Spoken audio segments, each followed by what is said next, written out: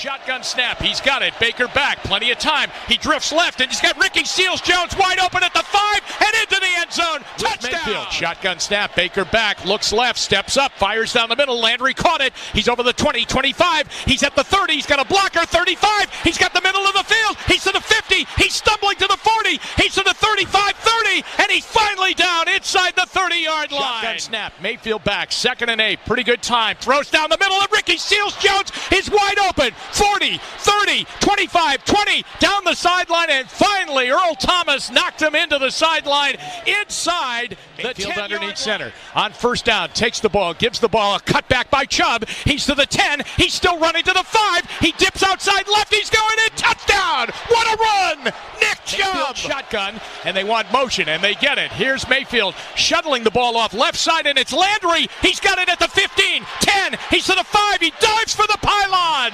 And they say he stepped out at the 2. Mayfield gets motion from one of the tight ends, takes the snap, gives. Chubb runs to the left, bangs it to the outside. He dives for the goal line. Touchdown, Nick Chubb, his 2nd of the day. Mayfield with Chubb behind him. Mayfield under center on first down. Toss sweep, near side. Here comes Chubb with a cutback. He's out to the 20, 25, 30, 35, 40. Here he goes to the 50. Here goes Chubb. He's going to go. 20, 15, 10, 5. Touchdown, Nick Chubb. He's got a hat trick. What was the problem with the penalty? Wow, 88 yards by Chubb. And welcome back, Survivors, episode 30, season 4. This is Surviving the Season, live from the Baywater Studios in Tampa, Florida. I'm Adam. Griggs here. Yo, what's happening? What up? Breaking news, Tony Grossi is disappeared behind a paywall, apparently. Oh, so sad. Yeah. Is he not working for ESPN? What's the story here? I honestly don't know the story. I thought he was retiring, but he's not retiring, so still hasn't owned up to his bet with Baker. I don't know what he's doing though. Oh, to be honest. Yeah, me neither. Something about a paywall. I think they've hidden him. Maybe we don't have to deal with him anymore. I guess it's your best content creator. You're gonna drive a lot of people are gonna be like, God damn it! Now I got to spend money. I can't have my life without Tony Grossi. He's such a friend of the show. It's such a hard time to make money. Like right now, I mean, who's spending money on like journalism, print journalism? There's not. Well, he's not in print, but I don't know. I guess there's a group of people doing it. Somebody must, because there's some different places charging. Yeah. Just not the same though. Yeah. You know, when we were kids, I think we got Sports Illustrated. We might have got USA Today. Yep. We used to get that was like that sports when that sports section came. That was like that was it, man. And now you look at a USA Today sports section, like, what is this shit? I knew this. Like, I found this out at least 24 hours ago. 48 hours for most of this stuff. Yeah. No doubt. It's instant now. I mean, what more news do you need than you just go right on Twitter? I mean, everything that you need. That's like everything's broken on there. I mean, any type of, this player is suspended, this player signing with this team. It's all right there. You're the first one to find out. Right. Can't get as soon as the info is released by the league sources guys, Schefter, Rappaport, those guys, we already all know. So it is pretty funny. You don't even really need ESPN. Like even the TV that can break it on TV, we've already found out. Like I can't even tell you how many years it's been since I've watched the SportsCenter. I haven't watched ESPN in at least a couple years. Like, what's the point of it? I don't know. You can go right on YouTube and you get the whole, like, YouTube will give you an 8-minute clip of every single game if you wanted to. Of course, we have NFL Game Pass, so that's what I use to rewatch the games I want to watch. But I mean, if you want to get all the highlights and sum up everything of what happened in those games, you go right on YouTube, and it's got way more information. You just don't have somebody feeding you lines. Cooler than the other side of the pillow, remember those? Like, I actually enjoyed that. Waking up when you're 10 years old, man, I could, like, that's first thing. I'd get my cereal, sitting there on the couch, just watching SportsCenter before school. And I'd watch it like 3 times in a row. Yeah, just replay, remember? Same shit over and over. That was a little half-hour program. Me and my wife were in a hotel 2 days ago. So, and we don't have cable here. So it's the first time that I've watched TV in a couple of years as well, where I'd like turn on ESPN while we're like waking up and getting ready to go. And it's mostly just a bunch of people screaming at each other. Yeah, you're right. Yeah. Well, that's just welcome to today. That's the way. So it's like social media, but televised. It's what everybody's. It's just a bunch of hand puppets screaming. What? You believe LeBron's son's going to be better than him? Oh my God, I'm outraged. Mm-hmm. Yeah. That's the kind of stuff that you're talking about. Oh, big baller brand. I don't know. I can't watch it. I mean, ESPN, they took a turn for the worse a while ago. You couldn't even, anytime that you would turn on the channel, it's like, I get it, man. Like the first time I see one of your sob stories, like you like, but you can't do it every single episode. Like I just want to watch sports. I didn't come here to feel bad about my life, you know? Like I just want to see highlights real quick, man. Right. Yeah. Get on with it and let me go on with my day. I'll get my spiritualism from church on Sundays. I don't need it.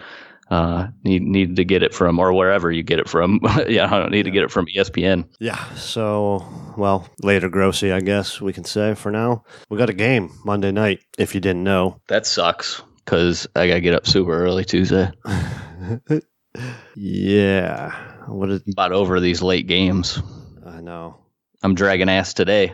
I was up at 3:30. Oh, that's where you get this high energy content from. Is the best time to record is immediately following a 10-hour day of work. Yep.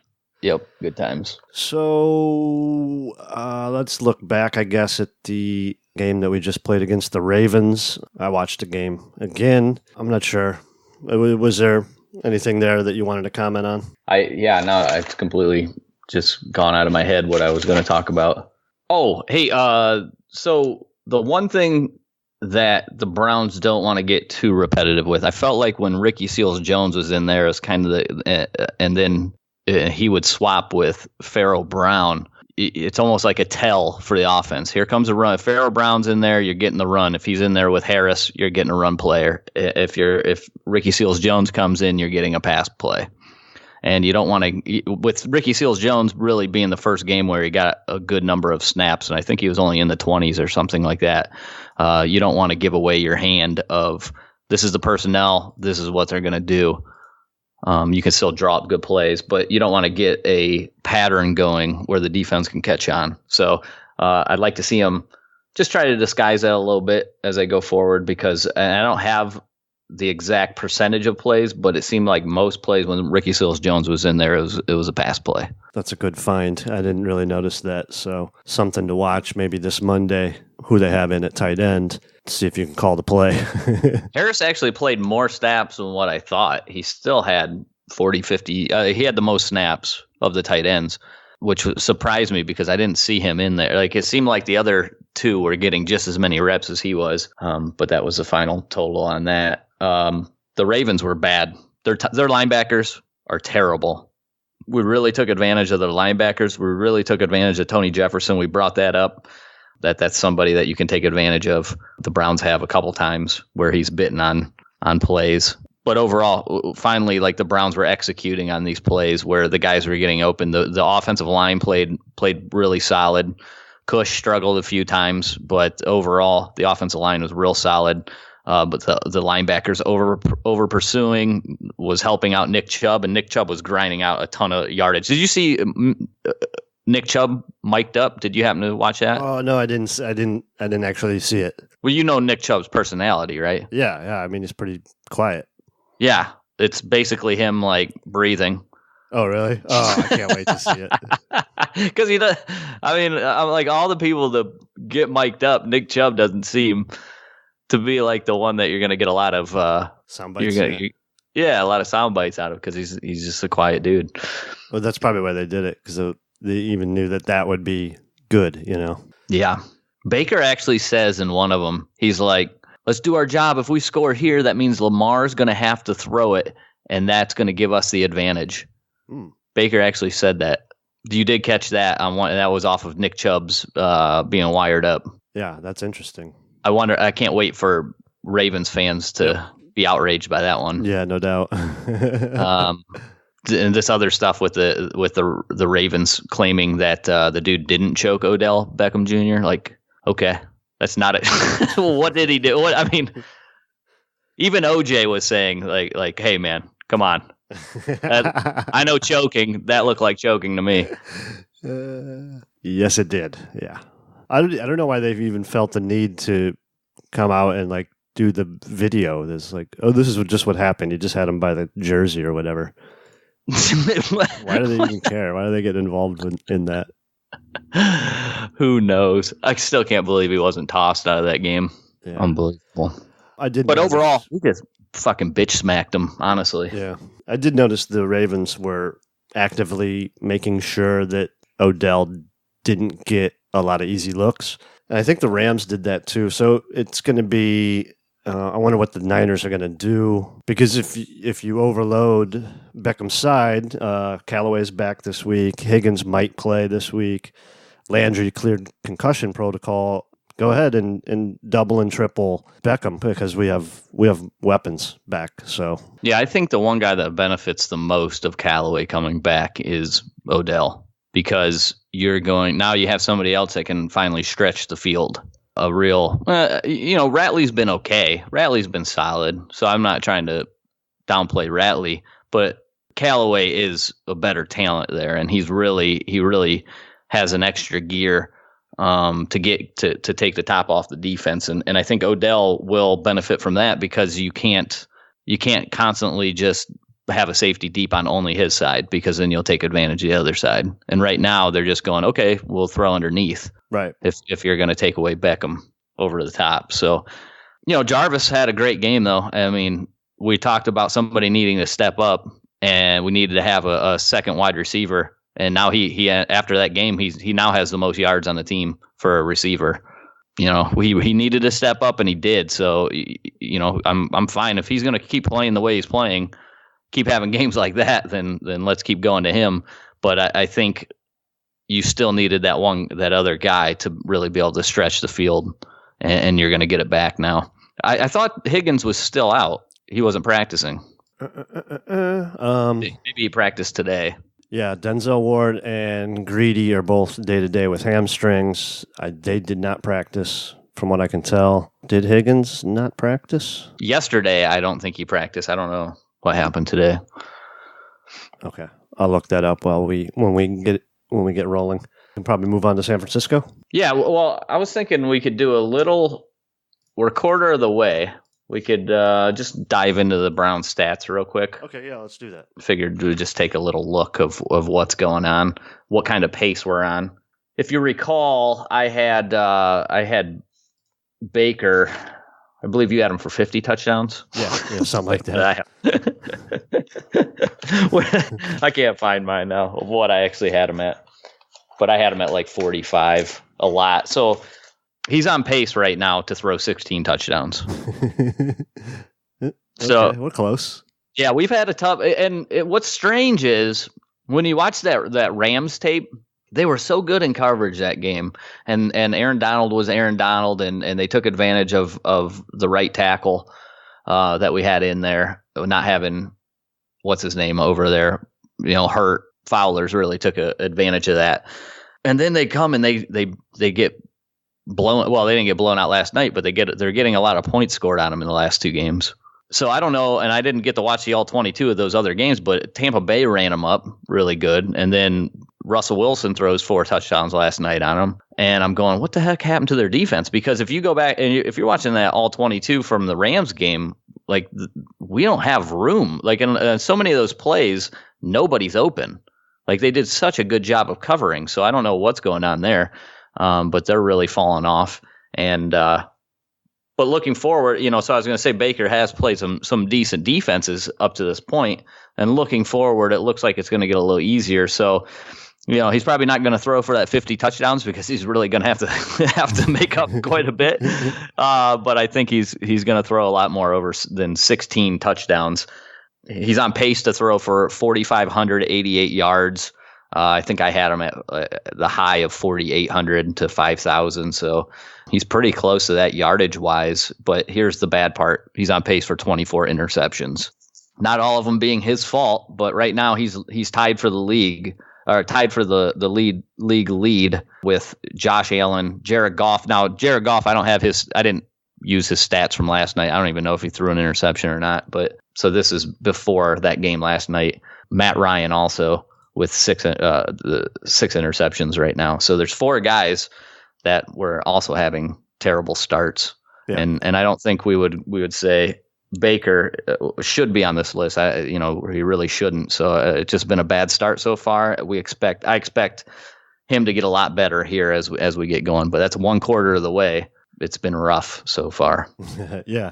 It didn't seem until this past week, it didn't seem like we had any sort of offensive flow. So, hopefully that's starting to come back a little bit, and then that'll be reflected as we, move forward, hopefully. And even with that, we score 5 touchdowns, but we only have 1 passing and 4 rushing touchdowns. Right. So that's probably a little bit unusual. Let's move to Nick Chubb. So Nick Chubb on pace for, I think I had him at 250 carries is what I was claiming for like 1,150 yards or something of that nature. But if he keeps at this pace, he'll have 312 carries for 1,592 yards and 16 touchdowns. So he's playing his ass off right I think now. We did, but we also put in because of Kareem Hunt's return, yeah. And we figure once we get later in the season, Hunt will probably steal a few carries. So far, he's on pace for just an excellent season. I mean, 16 touchdowns, fantastic if you got him in fantasy football. And he's also on pace for 56 catches for 396 yards. That looks pretty solid too from a receiving standpoint for Chubb. Odell, which ESPN Cleveland, they are something else. They put out a poll yesterday that said, "Are you like annoyed or are you upset? How do you feel about Odell's slow start?" And I'm like, slow start? The dude's got 300 and some yards through 4 games. I mean, what do you want from the guy? He's on pace for 84 catches, 1,232 yards. Well, only 4 touchdowns because he's only got 1 so far. But he's averaging 14.7 yards a catch.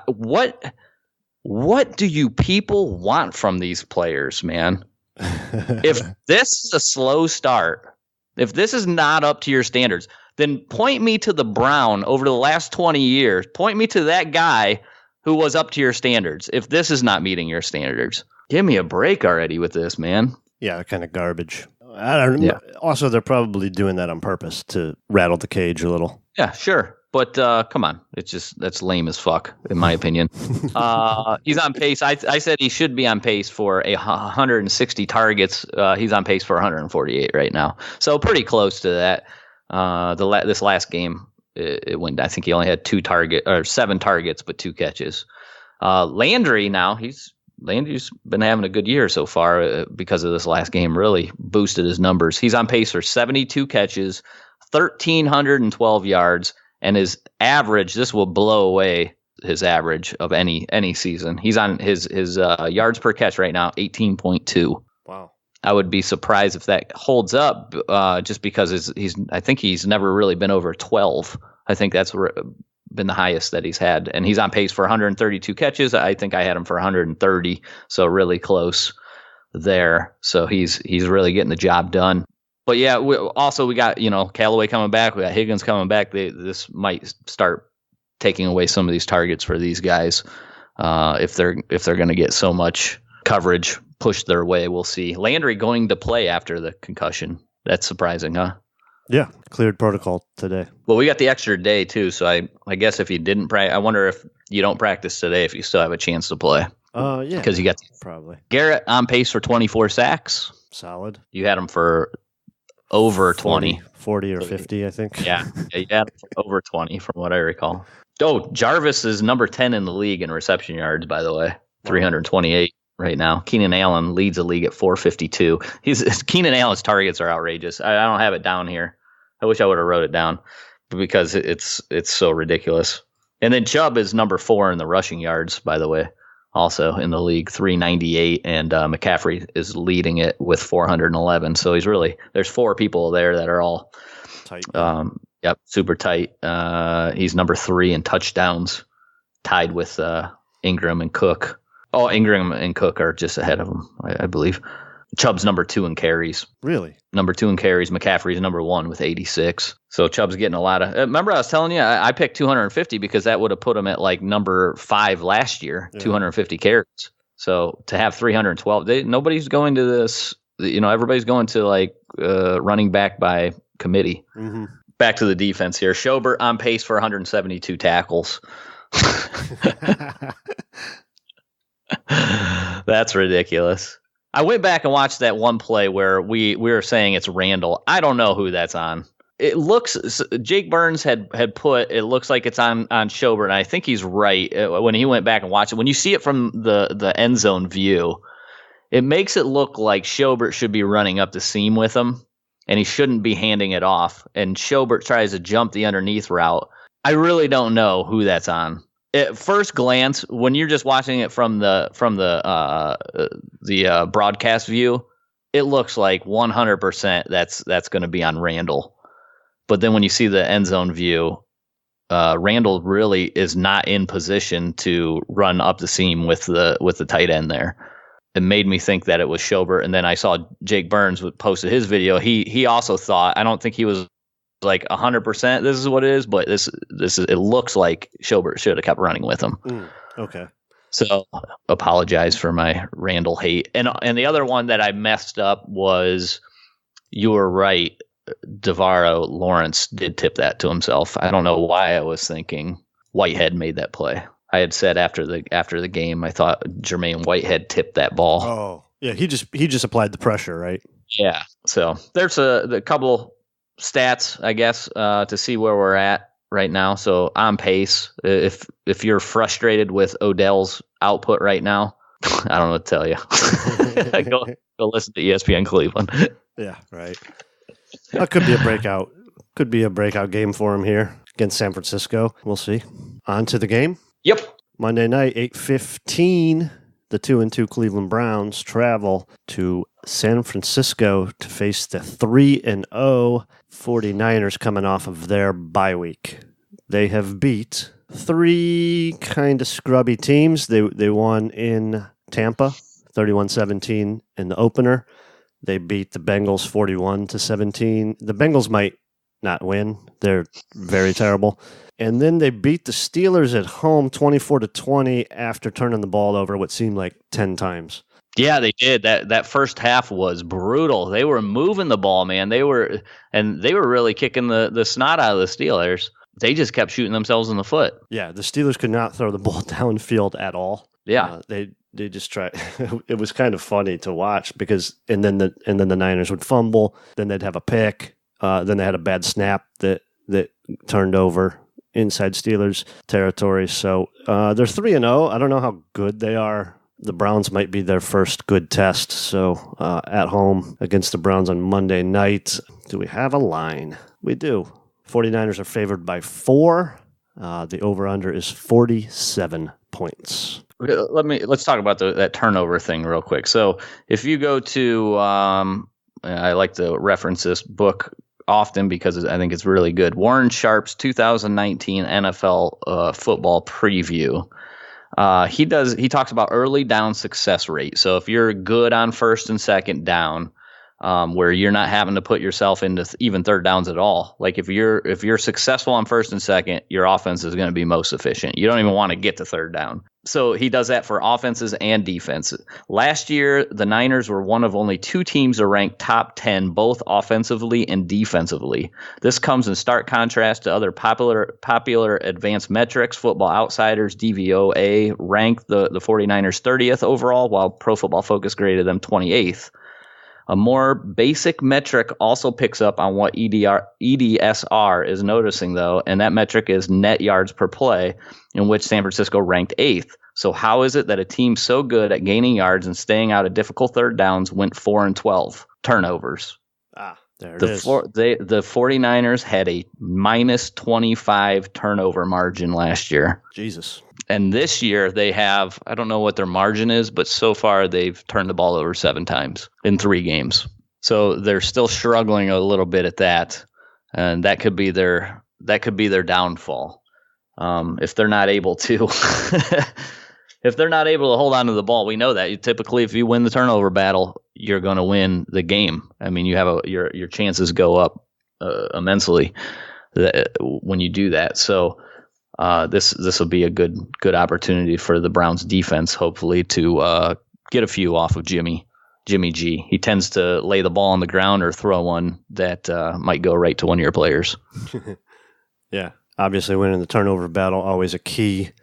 Let's go with the injury report. Tevin Coleman has been out. He has a chance to play this weekend. He's questionable. Dee Ford is questionable for the 49ers. Higgins is back, limited practice. Ward and Williams are out, not officially out of the game, but they have not practiced. Both have hamstring injuries. Jarvis Landry practiced today after being cleared out of concussion protocol. What did you say the spread was? 4. We're getting 4? Yep. What do you think of that? I'd take the 4. Yeah, me too. What is it like traveling, do you think? Yeah, West Coast. It always kind of sucks. It's a long haul, but it's a night game, so I don't think it really affects you that much. You don't think so? Because they always say that. Like, I guess it's probably harder for the West Coast team to come east, right, and play the early game. Yeah. When they're playing like 10 o'clock their time. But I wonder what the stats. I'd love to know if there's actual like a statistical. If somebody has that data that shows you these West Coast teams traveling east do bad or East Coast traveling west or whatever, see if there's anything there. Yeah. Another injury was, or not an injury, but Antonio Callaway's coming off a suspension. He did also have the high ankle sprain. Freddie Kitchens said, no concern about the ankle, but we're trying to get his conditioning back up where we want it. The last time I brought up his conditioning, he got suspended 4 games. Yeah.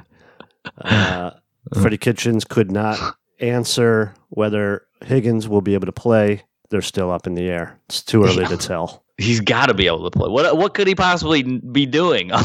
He's got to be ready to play, right? Yeah. It's probably Freddie, a little gamesmanship. Yeah. What do you think of Ward? You hate these lingering hammies, right? They seem to just drag on. Is this something maybe you can get to the bye week? What weeks are bye? We got the Niners, then Seattle, then the bye. But man, that's an awful long time. Oh, well, the one thing that you have to worry about with that hammy is re-aggravating it. So you want to make sure he's all the way back, because if you're just going to keep on pulling it, your whole season's gonna be bust for him. So you really want to try to get him back 100%. But man, those hamstrings. Yeah. You see it every year. I mean, is Julio Jones now? Julio Jones plays every game, but like I think they just automatically list him on every injury report with a hamstring, Mm-hmm. and they linger, right? I mean, once you get them, you have them forever. That's what it seems like. Emmitt Smith, remember Emmitt Smith? It seemed like his would always hamstring all the time for Emmitt Smith back in the day. Man, that's going way back. People are probably like, who the hell's Emmitt Smith? Yeah, right. He's been injured more than what you want to see from a 4th overall pick so far. Denzel, that's the one thing I was worried about. He's small. He's throwing his body around. It's good when he's in there. I see people saying, well, is he even going to have his job back when he returns? Come on. I'm telling you, man. It's the same thing with Njoku. They're like, I think he's expendable now. Because they won a game? Right. Oh, Ricky Seals-Jones caught 3 passes. Yes, he did what he was supposed to do. Yeah, as a fill-in. Exactly. There's not the same upside, though. Ricky Seals-Jones, that's what he can do. He can catch some passes. So I think he should continue to see more snaps, honestly, compared to Harris. Yeah, I mean, once Ward gets back, this is one of those games. Like, the best player on the 49ers is George Kittle, right? Like, we know that. And the 49ers, what do? We know Kyle Shanahan's offense. We know what it is. It's a lot of zone this way, zone run, outside zone left, outside zone right, and then we're going to run the boot. You know, it's a lot of what we saw with McVay. It's similar style stuff like that. They like to play a little bit bigger than what I don't have the breakdown of the different formations that they use, but they tend to use their more tight ends than what LA does. They also use a fullback. Oh, Kyle Juszczyk. Juszczyk, yeah. So and he's good. He can catch the ball. Hell, he's got an 83.4 on Pro Football Focus, playing 118 snaps. So he gets it done in many ways. But you know what they do with him? Outside, they're going outside zone. They fake it to the running back, and then they run the flood concept to one side, and he goes out. If he's not open, then they go up to the next level and hit whoever. They got a couple different wide receivers that are in and out. Dante Pettis was hurt early. He's getting a little bit more snaps, but Marquise Goodwin, Deebo Samuel, who we loved in the draft this year, Kendrick Bourne, Richie James. Do you remember Richie James? Yeah. That was one of my late round slot guys who's making plays out there in San Francisco. Returning punts for them, returning kickoffs. Yep. And then from a running back aspect, it doesn't matter. Like it doesn't even matter. Like I don't even know why they're paying these guys like Tevin Coleman, or they paid Jerick McKinnon a couple years ago. Like what's the point of paying these guys? Because whoever you stick back there, if it's Matt Breida, he's picking up tons of yards and he's doing a nice job. If it's Raheem Mostert, he's doing the same thing. Now he fumbled last week 2 weeks ago against Pittsburgh. But he's getting the job done, and then they go and spend money on these guys. But there's open running lanes for this team, right? Just because of the style offense. Like Kyle Shanahan is a offensive genius. Like he runs a good offense. It just works. From a offensive line aspect, they've only given up 2 sacks on the year in 3 games. Now you brought it up. They haven't gone and played the killers of the NFL or anything, but I mean, Shaquille Barrett, who they played week 1, he's got 9 sacks on the year. They've only given up 2. So he was one of the guys that they got away with. The Steelers with TJ Watt. They usually get some pressure. So they've done a good job. And the reason why they're able to do that, and you'll see it this weekend, is because they just don't sit Jimmy G back in the pocket. They move, they get you going one way, they get the whole offense flowing one way, and Jimmy G rolls the boot, comes out the other way. Yeah, a lot of misdirect, a lot of play action. They'll put the dude in motion for jet sweep, then fake that, pitch it the other way. Sometimes they'll disguise these like it looks like they're going to do what it's like they have a triple option, and then the fullback gets a little pitch. Yeah, a little swing pass. Yeah. Oh, the pitch, yeah. Did you say Joe Staley was on the injury list? He's out, yeah. He's out officially? Yeah. That's good. So Mike has been, though. Well, he's played 116 snaps this year, and he's good. He's good, but I didn't know for sure if he's ruled out already. He's listed out on ESPN's depth chart, so. Okay, good. So Justin School, I guess he is going to be the one. I was going to say to get schooled, but by Miles, but that's too easy.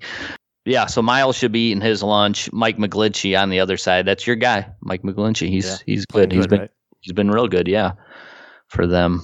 But overall, their offensive line's been getting it done. This is going to be a struggle it's not going to be a struggle. I think it's a good matchup for our defensive line, who really did a nice job against a Baltimore offensive line that's really strong. So this is just another good matchup. But I think San Francisco, even though they're 3-0, they've had that easy road. They're a good team. They're definitely better than what that 4-12 record was last year. And I'm not sure that Jimmy G is a great quarterback by any means. But just all around, it's just a solid team, and you got good coaching. So it's going to be a dogfight on Monday night. I think this is going to be a really good game. Yeah, of course, tight ends always kind of bite us, and they've got one of the better ones in the league. So with George Kittle, so we got to figure out how to cover him.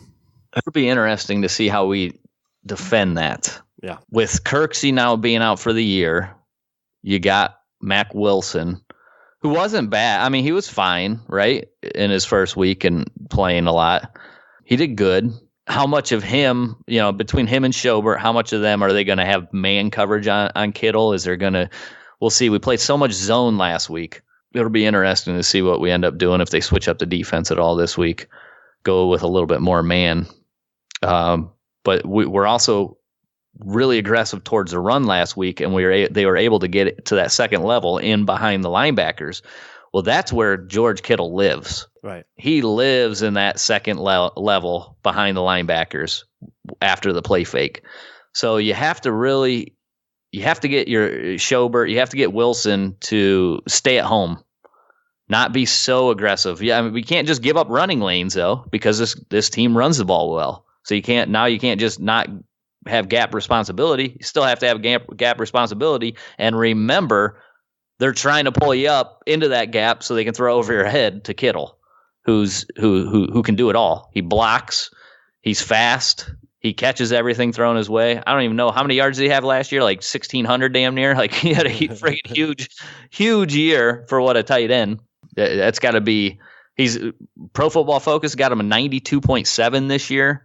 I mean, that's about as high as you can get. He's clearly the highest player graded on this team. So offensively, this is a tough matchup for our team. They're putting up 32 points a game to our 22.3, so they're like number 3 in the league. I don't have it in front of me right now, of course, because I'm looking for it. Yeah, we're also getting back. Well, Morgan Burnett practiced today. He might be back. Whitehead did a fairly good job covering up for when Burnett was out. So, well, he was terrible the week before. Yeah. He was good this past week, yeah. So we may have Burnett back as well. Well, that's good. Start getting some of these guys healthy. I wish I knew what was up with Higgins' knee, man. It seems like he's been out forever. Yep. Defensively, San Francisco. So this is a much improved defensive line. So what did you say about D Ford? He's questionable right now. What's his injury? I don't know. Okay. Well, he's going to help play a big part. You get Nick Bosa, DeForest Buckner, who is just one of the most underrated players in the league. This guy's a complete stud. Yeah, 2 sacks, 3 tackles for loss, forced fumble. Yeah, and then you got D Ford as the other one. I mean, that's really, they add Quan Alexander from the Bucks. He's decent. You got Fred Warner, who, yeah. So you got a couple guys there that can make plays, which is much improved defense compared where they struggle is at secondary. Like Baltimore's typically really strong in the secondary, but we took advantage of them trying to overplay a lot of those plays. Richard Sherman's just not the same as he was. K'Wan Williams, ex Brown. Oh yeah, there he is, K'Wan Williams, and we know he's a nickel guy.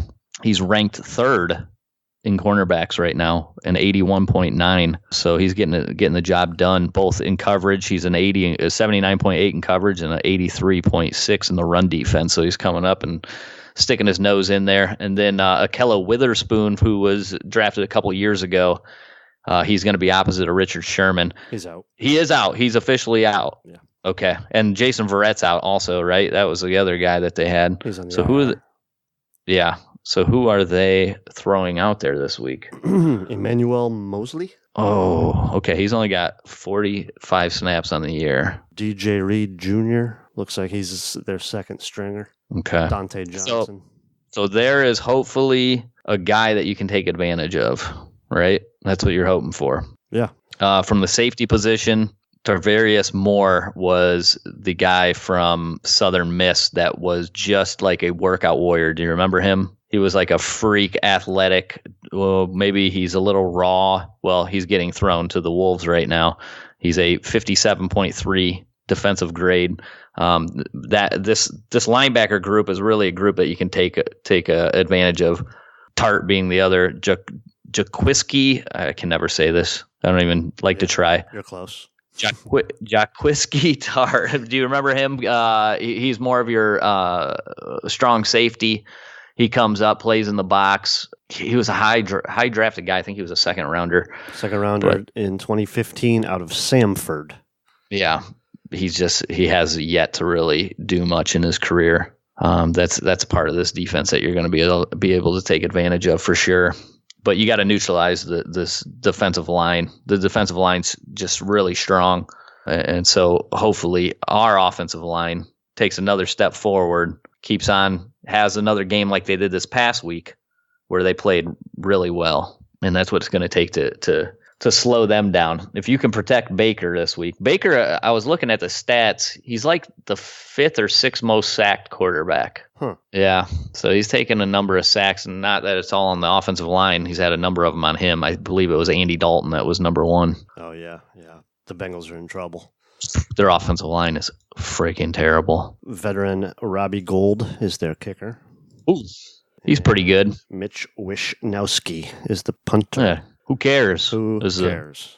Hey, did you see the Scottish Hammer got another award this Special past Teams week? Player of the Month. Wow. That's all it takes, huh? And Nick Chubb also. Oh, nice. Yeah, I believe he got Offensive Player of the Week or something of that nature. AFC maybe. Well deserved. Yeah. Very tough by him. Yeah. Cracking. But that's awards this year. That would be one way to neutralize this pass rush. Yeah. You know, get Nick Chubb going. Let him grind out some yardage, wear down this defensive line a little bit, make it so they just can't pin their ears back and come at us. They have 9 sacks on the year right now through 3. Remember, they've only played 3 games. They're coming off a bye. The Browns are sitting at 14. That's 5th in the league right now. 14 sacks by the Browns. That's not bad. Yeah. No, that's on pace for our 50 that we were talking about. Yeah. Considering who we've played, you're never going to get a bunch against the Ravens because you can't go straight at him. So hard to put him on his back. Yep. The 49ers rush D giving up 75 yards per game. So it's been relatively strong. That puts them at 28th. Or I'm sorry, that puts them at 5th in the league. I had that backwards. Because right now, do you know they've given up 75 yards per game? Do you know what Miami's given up? 175. 175. You're right. Oh, shit. That's funny. 175 yards rushing per game. They are last in the league, obviously. My God. Oh, man. Awful. Yeah. The Browns are 21st in the league, 119.8. And we know this San Francisco team, that's the way they start everything. They want to get the run going first.